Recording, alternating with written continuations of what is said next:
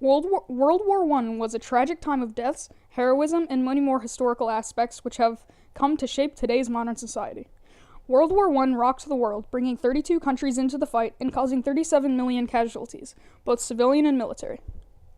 Here's how it started. World War I started when Gavrilo Princip fatally shot Archduke Franz Ferdinand of Austria. The Archduke was riding in an open-top vehicle when a gang of 6 men attempted to kill him during a parade in Australia's Sarajevo city on June 8th, 1914. June 20th. The 5 other men attempting to assassinate the Archduke had already been caught, however Princip had not. Princip fired the shot, killing Franz, igniting the spark of World War I. Early days. Austria-Hungary declared war on Serbia, as Gavrilo was a Serbian nationalist. Shortly after the declaration, Germany announced their support for Austria if a war was to break out. Shortly after that, Russia began to back Serbia, resulting in Germany declaring war on Russia. 15 days later, on August 8, 1914, Germany marched through France and Belgium as part of the rout. Britain had already declared an agreement to maintain the neutrality of Belgium, and due to this evasion, Britain declared war on Germany. Throughout 1914, war is continuously spreading as alliances declare support in a chain reaction just as their allies are invaded. They will join the fight. The first fight between Germany and Britain broke out in Belgium at the city of Mons. This started the fire of the Western Front of the war and officially introduced Britain into the war. Issues began to turn further on the Eastern Front as Germans obliterate the Russian Second Army, taking almost 100,000 Russian prisoners of war after they were defeated at the Battle of Tannenberg. Next, the Germans launch attacks against France. Germans begin to conduct air raids on civilian cities like Paris in order to terrorize civilians and destroy all hope of winning the war. The future is bleak as bombs are dropped on Paris nightly and civilians begin to lose hope. Soon after everything becomes hopeless, or so it seems, Germans begin to lose battles. One of the most important battles of World War I was the initial defeat of the German army at the Battle of Marne. Germans had been trying to advance through France at the time, however they lost this fatal battle. Germany has been pushed far out of France and all the way back to the North Marne River, which results in the failure of Germany's Schlieffen Plan, the plan to march through France entirely on a direct route, which has been planned ahead of time. Civilians' worries soon begin to swell. Belgium has been hit so hard that the Commission for Relief is founded in October 1914 by Herbert Hoover to assist citizens indirectly hurt by the war. On October 31st, 1914, Germans lose yet again another pivotal battle. German soldiers in a trench are shoved out of trenches and cornered by a British flank. However, Germans have also planned to flank the enemy, and a regular battle ends up occurring. With the Germans ending up being pushed miles back to the river on November 24th, the winter begins to take hold, forcing a German retreat. Japan soon decides to enter the scene. On October 31st, 1914 as well, Germans were holding the city of Tsingtao, China, until Japan raided the port city and finally pushed the Germans into surrender on November 6th, 1914.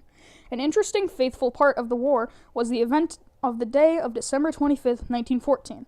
On this Christmas Day, the No Man's Land, also known as the area between trenches during trench warfare, was filled with Christmas carols, bringing out the friendly soldiers to greet each other. Even enemies had a great time on Christmas Day, as soccer games were played and thousands of trenches experienced the Christmas truce. Shortly after the Christmas truce, one of the largest battles had begun. The Battle of Verdun was fought faithfully by both French and Germans along with their forces. Almost 1 million soldiers were killed, making this battle the bloodiest of the war. Verdun was almost destroyed by bombs, munitions, and dead bodies, which resulted in major economic consequences. While the battle was initiated by British forces, the battle quickly became the longest battle to have occurred, lasting many months in the trenches. Germans ended up creating the first offensive of the battle, and it is usually considered that German troops lost this battle after an extremely offensive push on Allied forces, making that the cause of their defeat.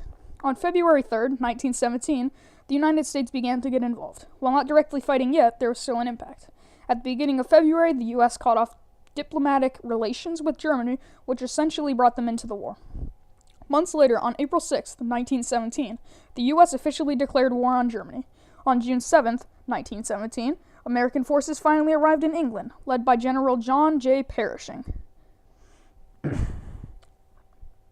American forces soon make their way to the fight in France on June 24th of the same year.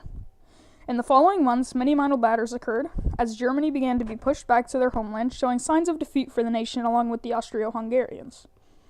On December 15, 1917, Russia agrees to sign an armistice proposed with Germany, leading to the end of the conflict between Russian and German forces. On January 8, 1918, Woodrow Wilson proposed his 14 points of peace, a famous plan to end fighting across the Western Front, along with parts of the Eastern Front.